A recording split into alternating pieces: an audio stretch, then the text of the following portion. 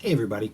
I wanted to do a little experiment today because a lot of times whenever I post, painting or drawing on Instagram or demo here on YouTube, people ask, "What materials did you use? What we want to know? What brand of this? What brand of what kind of pencil? What kind of paints? What kind of paper?" And while all of that is important to find something that's comfortable for your talents and what your the feel, I wanted to say it's not the most important thing. Most of it is practice and learning. And so today, my experiment is I went and I found a cheap set of watercolors. This is like I was in the store today and they have all the back to school stuff going on, and I found this set of paints for a dollar, and I thought I wonder if I can paint something with it. So my experiment today is to see if I can make a painting that I like using elementary school products. I'm even using the brush that came with it. This is a horrible little brush. I think it's squirrel hair or something, which you can find nice brushes with squirrel hair. At least it's not plastic bristles. I did make sure of that. I am going to use real watercolor paper though, because that's important that you use something that takes the water. Don't paint on like copier paper. Let's get started. I have a photo I'm going to use reference for, and I'm going to try to paint this little bird. All right. As you can see, I have already drawn the bird on the paper. I used a simple light blue colored pencil to do that, nothing special. But my first step in painting is to wet the paper around the bird, painting everywhere except on the bird. I want to paint the background first, and I'm using a wet on wet technique. That means I'm dampening the paper so when the wet paint hits it, it spreads and bleeds and blooms and creates some wonderful effects. And also the different colors blend together once they get on the paper. Um, as you can see in the photo, there's a lot of detail in the background behind this little bird, and I don't want to create all that detail. I want something simple and something fairly dark because I want the bright colors of her plumage to really pop. So I'm testing out some colors on a scrap piece of paper here. Always have a scrap piece of paper when you're working with watercolor, just to test out your color. And you can see, watch the paint bleed and bloom all over that. It's just some wonderful, unexpected effects. Um, that's a little tiny brush. I usually like a much wider brush for painting backgrounds. I have a 1 inch flat sable. Imitation sable. I really like. Uh, but no, I'm using the little cheap brush that came with it, and you can see I'm using different colors. Even though I've mixed up a nice dull blue, I'm also dabbing it with some of the purple and some of the brown. The brown I believe is close to like a burnt umber, and the violet is anybody's guess, and the blue looks close to Prussian blue. But these are not standard pigments in this elementary level set. So I'm just guessing what I know about the pigments I'm used to working with. And my job here is to create some wonderful effects using the limited range. Um, but working wet on wet is a great method. You should try it sometime. And with any luck, these little blobs of color will dry with some nice texture.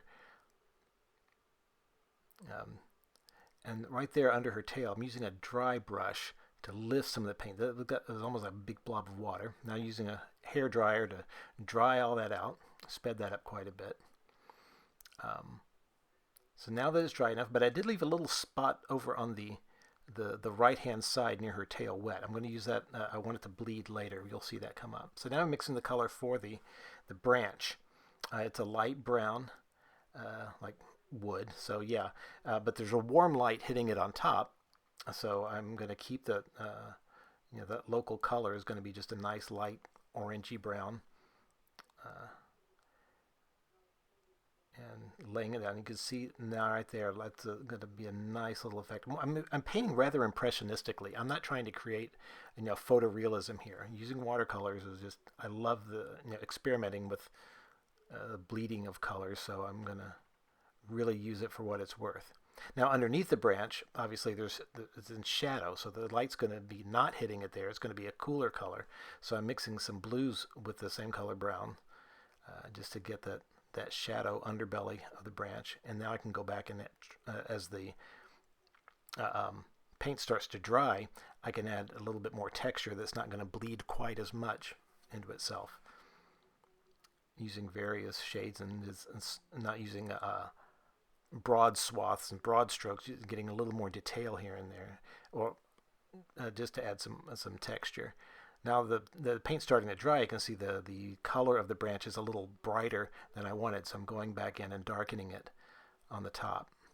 Watercolor will dry lighter than you put it down, so you always have to lay it down a little darker than what you want, or expect to go back and darken it like I'm doing here.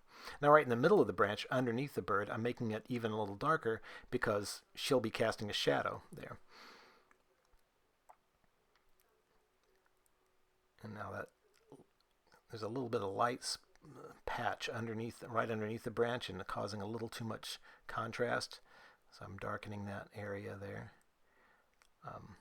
I'm wanting to paint the bird now, so again, wanting to work wet on wet and get a nice blend. So I'm painting her with just clear water and starting to add the yellow under color. Now as I was painting that, you can see some droplets over on the left-hand side that splattered. And normally I would try to lift those up with a dry brush or a paper towel, the edge of a paper towel, so they wouldn't mess things up. But then I thought, no, this is going to add some interesting texture. So I'm just going to see what those droplets do as I lay, work on the foliage, lay in the color here. Now you don't see a lot of the color blending yet because it's just one color until I start adding in the shadows. And working with watercolor is all about layering because it's a transparent paint. Even these cheap paints, they're transparent, so you can lay one color over another and the underneath color will show through. So right now I'm just trying to get her basic roundness, her form. I want to show just the highlights and shadows of the whole shape, not all the individual colors just yet. And that yellow is not nearly as bright as her foliage is. She has some really bright feathers. And the pigment that's on this paint is kind of this milky yellow, almost like a butter color. And so I'm going to have to be very creative with the use of other colors, trying to make that yellow even brighter. One way is to surround it with the colors that will show it off a little more.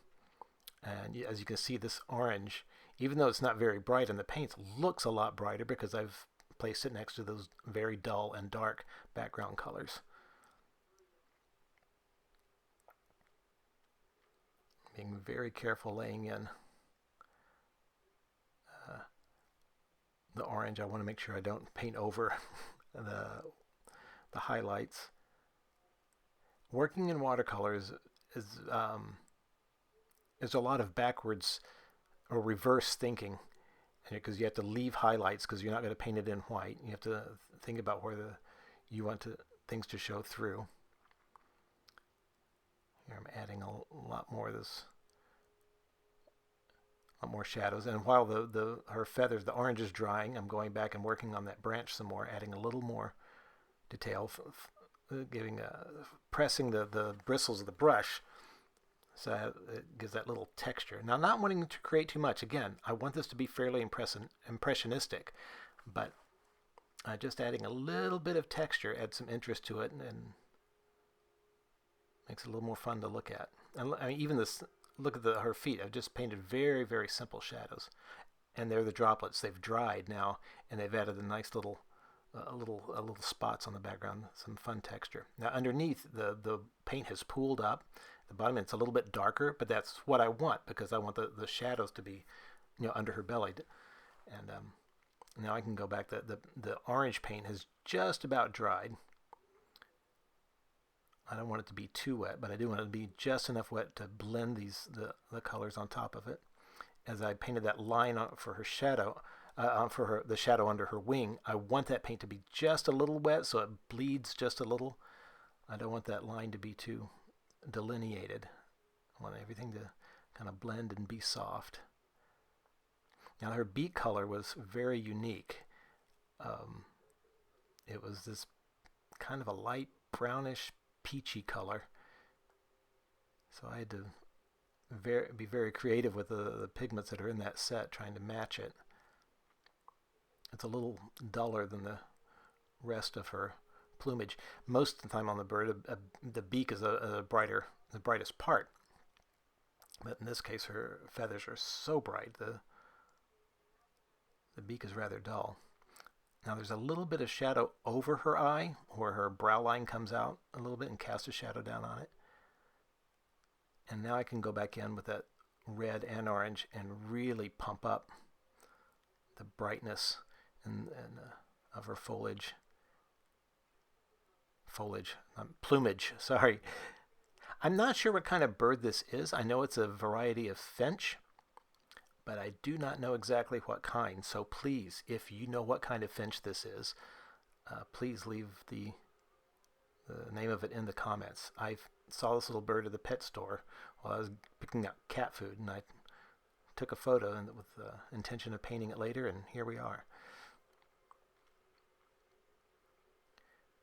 I'm trying to brighten up that yellow. It just seems a little duller than I want, so I'm adding some more on top. I don't think it's going to be near as bright as what I want, but the important thing about making about color is not so much the pigment that's there.